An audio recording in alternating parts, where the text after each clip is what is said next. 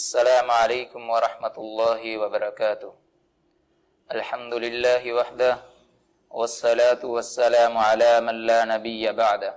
اما بعد فاعوذ باللہ السمیع العلیم من الشیطان الرجیم من ہمزہ ونفخہ ونفثہ، بسم اللہ الرحمن الرحیم۔ قال اللہ تعالی فی القرآن المجید: والفجر وليال عشر والشفع والوتر والليل إذا يسر، وقال النبي صلى الله عليه وسلم: أفضل الأيام عند الله العشر ذي الحجة، أو كما قال عليه السلام۔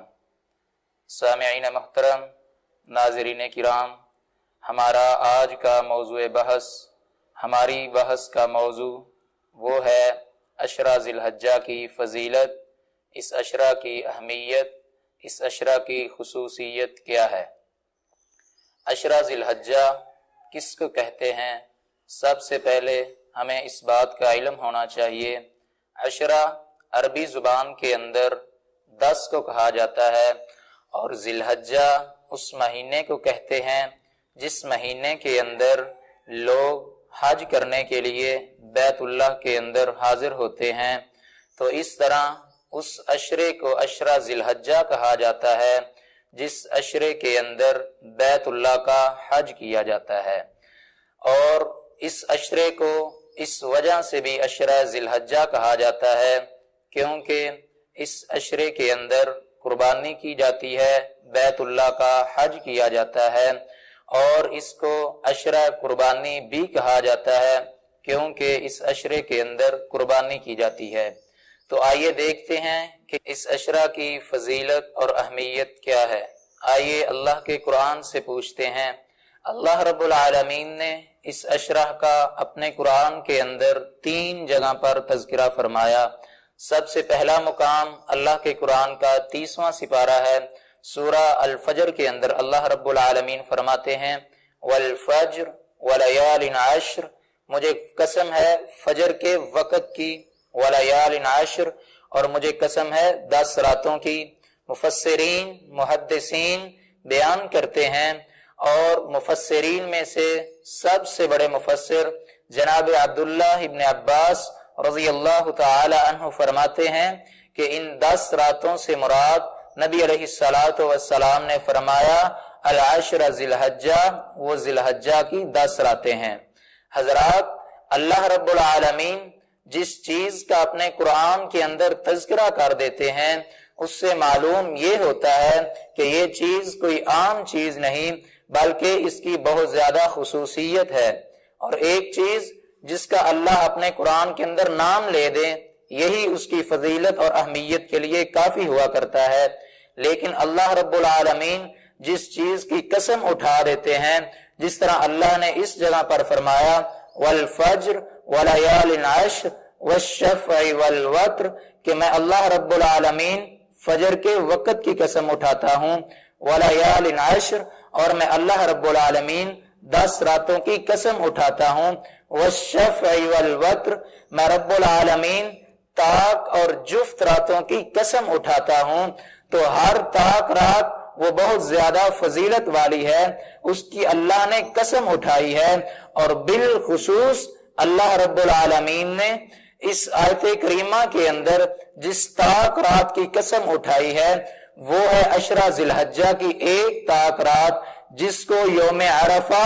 یا 9 ذی الحجہ کی رات سے یاد کیا جاتا ہے۔ اور والشفع والوتر، اللہ رب العالمین فرماتے ہیں کہ ہر جفت کی قسم ہے، تو اس جفت سے بالعموم مراد عام جفت دن ہے، اور بالخصوص اس سے مراد وہ ہے 10 ذی الحجہ کا دن۔ دیکھیے اتنی زیادہ فضیلت، اتنی زیادہ اہمیت اس عشرہ ذی الحجہ کی ہے کہ اللہ رب العالمین نے خود اپنے قرآن کے اندر اس بات کا اعلان فرمایا والفجر ولیال عشر والشفع والوتر۔ اور اللہ رب العالمین کے قرآن کا دوسرا مقام اللہ رب العالمین فرماتے ہیں کہ جب اللہ رب العالمین نے جناب ابراہیم علیہ السلام کو اس بات کا حکم دیا کہ وہ میرا گھر بیت اللہ کی تعمیر کریں، جب جناب ابراہیم علیہ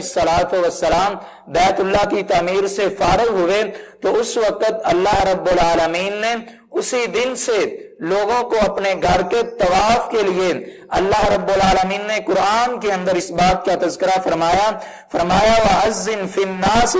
اے میرے نبی جناب محمد رسول اللہ صلی اللہ علیہ وسلم، آپ لوگوں کے اندر اس چیز کا اعلان کر دیں۔ کس چیز کا اعلان؟ فرمایا وَأَذِّن فِي النَّاسِ بِالْحَجِّ يَأْتُوكَ رِجَالًا،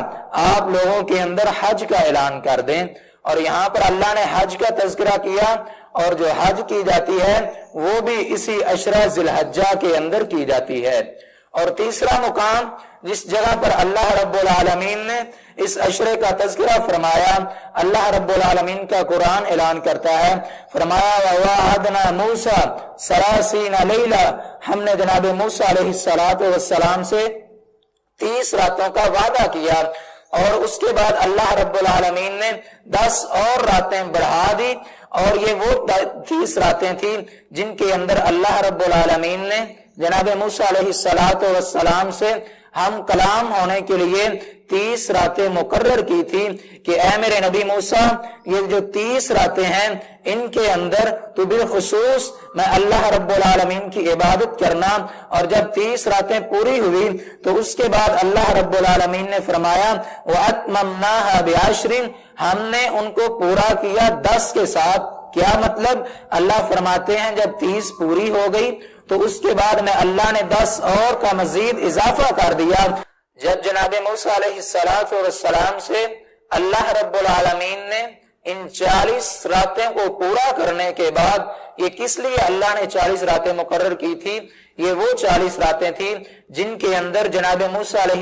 السلام ایک خاص طریقے سے اپنی قوم سے علیحدہ ہو کر اللہ رب العالمین کے ساتھ گفتگو کرتے، اللہ کی عبادت کرتے۔ اور جب یہ 40 راتیں پوری ہوئی تو اس کے بعد اللہ رب العالمین نے ان کو کوہ طور پر بلا کر ان سے ڈائریکٹ ملاقات کے طور پر اللہ نے جناب موسیٰ علیہ السلام سے ہم کلام ہوئے۔ اور مفسرین، محدثین اور امام ابن تیمیہ رحمہ اللہ فرماتے ہیں کہ یہ جو 40 راتیں تھیں ان میں سے جو 30 راتیں تھیں وہ ذی القعدہ کا مہینہ تھا، اور جو 10 راتیں تھیں وہ ذی الحجہ کا پہلا عشرہ تھا۔ تو اس سے بھی یہ معلوم ہوتا ہے کہ اللہ رب العالمین نے جناب موسیٰ علیہ السلام جب اللہ ان سے ہم کلام ہوئے کوہ طور پر، جب اللہ نے جناب موسیٰ علیہ السلام کو بلایا تو وہ بھی اسی عشرہ کے ایک دن 10 ذی الحجہ کے دن اللہ رب العالمین نے جناب موسیٰ علیہ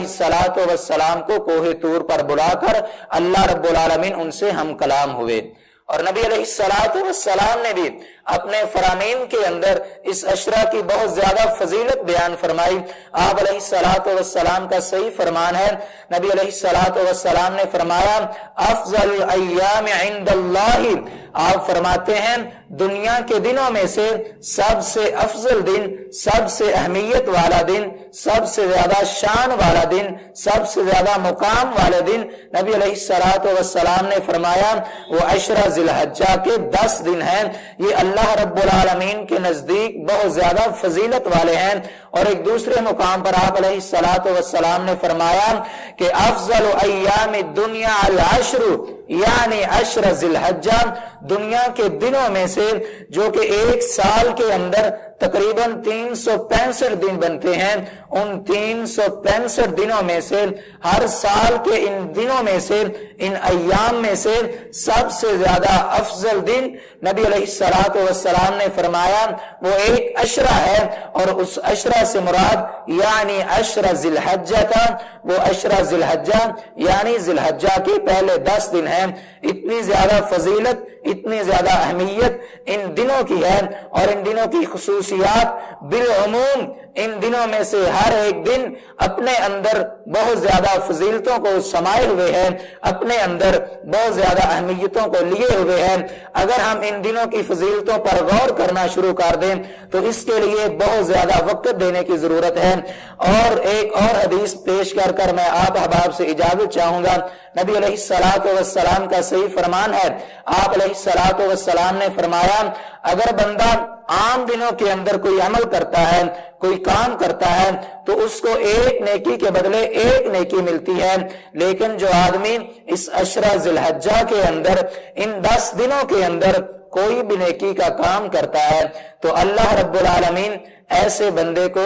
ایک نیکی کے بدلے 700 گنا تک، یعنی کہ اگر بندہ ایک نیکی کرے گا تو اللہ اس کو 700 نیکیوں کا ثواب عطا کر دیتے ہیں۔ اور آپ علیہ الصلوۃ والسلام نے ایک دوسرے مقام پر فرمایا کہ عشرہ ذی الحجہ کے یہ 10 دن اتنے زیادہ فضیلت والے ہیں، اتنے زیادہ اہمیت والے ہیں۔ نبی علیہ الصلوۃ والسلام نے فرمایا کہ ذی الحجہ کے یہ 10 دن رمضان مبارک کے آخری عشرہ سے بھی زیادہ اہمیت والے ہیں، زیادہ فضیلت والے ہیں۔ اور امام ابن تیمیہ